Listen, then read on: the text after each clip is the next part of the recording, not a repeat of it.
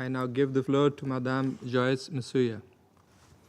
Thank you, Mr. President. Thank you for the opportunity to brief the Council once again on the humanitarian situation in Ukraine, along with Assistant Secretary General Jenka. Since our last update to this Council on 20 June, the humanitarian situation in Ukraine has continued to deteriorate sharply.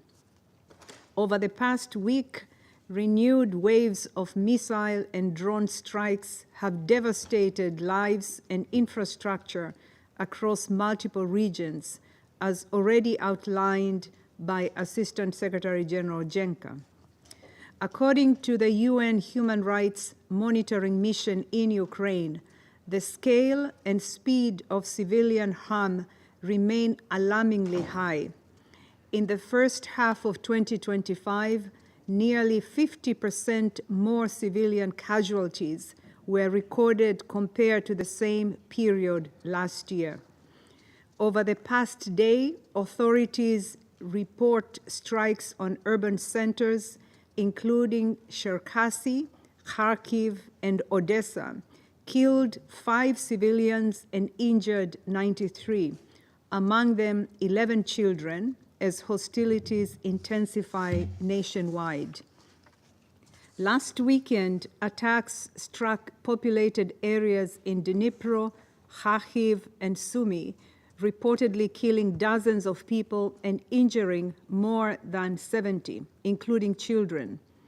In Kharkiv, a rehabilitation center for people with disabilities was hit.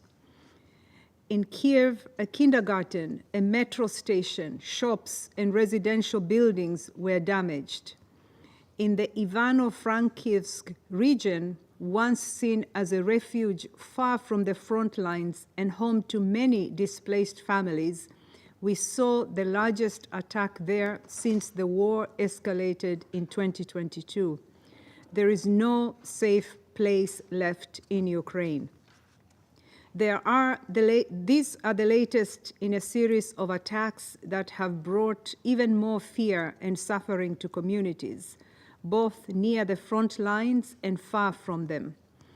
The use of explosive weapons in populated areas, including long-range missiles and drones, remains a key driver of civilian harm. Mr. President, civilians in Ukraine continue to bear the heaviest burden, struggling to access food, water, power, and healthcare. Nearly 13 million people need assistance, but limited funding means we can reach only a fraction of them. For many displaced women and girls, safety remains out of reach. Risks of violence at home, in shelters, and during evacuations continue. Yet, the local women-led groups best placed to help are scaling back due to funding shortfalls, leaving countless women without the protection they so urgently need. Displacement from frontline areas continue to rise. Since April, more than 26,000 people fleeing hostilities have registered at transit centers. In response, our partners are working with authorities to open new sites in the Sumy and Dnipro regions to meet rising needs. Across Ukraine, 3.7 million people remain displaced, with nearly 6 million refugees abroad. Additionally, unverified reports in recent days and weeks indicate civilian casualties and damage to civilian infrastructure in the regions of Kursk, Bryansk, Belgorod, Voronezh, Kaluga, Lipetsk, and Tula regions in the Russian Federation. Under international humanitarian law, all parties must take all feasible precautions to avoid and minimize civilian harm. Mr. President, the continued use of anti-personnel mines puts civilian lives and livelihoods at risk every day. The Anti-Personnel Mine Ban Convention strictly prohibits their use. Under this convention, states have agreed that the harm caused by these weapons is unacceptable and that considerations of humanity must impose limits on their use. We cannot go back. This is why we note with alarm the recent decree by the Ukrainian president announcing Ukraine's withdrawal from the convention. This follows the regrettable decisions of neighboring countries to withdraw from this convention. Assertions of exceptional threats and military necessity cannot outweigh international humanitarian law, which seeks to limit human suffering precisely when a state is fighting against its enemy. The Secretary General has urged all states to adhere to humanitarian disarmament treaties and immediately halt any steps towards their withdrawal.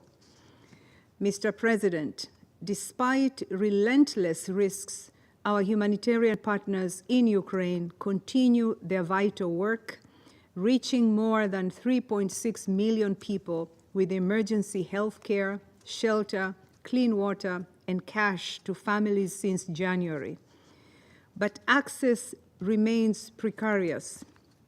In regions such as Kherson and Donetsk, intensified fighting has forced aid convoys to be delayed or suspended, putting humanitarian workers at risk and interrupting life-saving support.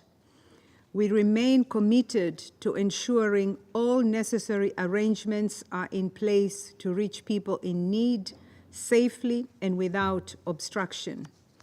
Our ability to reach an estimated 1.5 million civilians in areas under the control of the Russian Federation, including parts of Donetsk, Luhansk, Kherson, and Zaporizhia, remains extremely limited and increasingly difficult.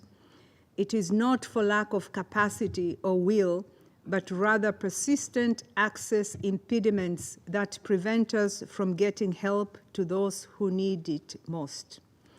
At the same time, we urgently need the resources to sustain and expand efforts where we have access. International humanitarian law could not be clearer. All parties must allow safe, rapid, and unimpeded access to civilians in need, no matter where they are or who controls the territory. Mr. President, despite the growing scale of needs, funding remains critically low. Just 34% of the $2.6 billion required for the 2025 Humanitarian Needs and Response Plan has been received, forcing cuts to vital programs just as needs are soaring. Cash assistance, mental health support, and services to respond to gender-based violence have been slashed due to funding shortfalls. Without an immediate influx of resources, even prioritized programs will be at risk, just as the people of Ukraine approach a fourth wartime winter. Last week, the United Nations and our humanitarian partners launched the 2025-2026 Winter Response Plan, which aims to reach 1.7 million people with heating support, winter clothing, shelter repairs, emergency energy solutions, and cash. The plan prioritizes households in frontline and collective sites where freezing temperatures could turn already dire conditions into deadly ones. We urge member states to act now so that emergency supplies are in place before winter hits and conditions make it far harder to reach those in need. Mr. President, allow me to close with 3 urgent messages to this Council. First, civilians and civilian objects must be protected. The scale of civilian death and injury and the destruction to homes, schools, hospitals, and displacement centers must stop. Disproportionate and other indiscriminate attacks are strictly prohibited. Second, ensure humanitarian access. All parties must facilitate safe, rapid, and unimpeded access to civilians in need wherever they are. The Council and all member states must exert their influence to ensure civilians are protected and humanitarians can reach those in need. Third, support the response. Ukrainians cannot afford delays or donor fatigue.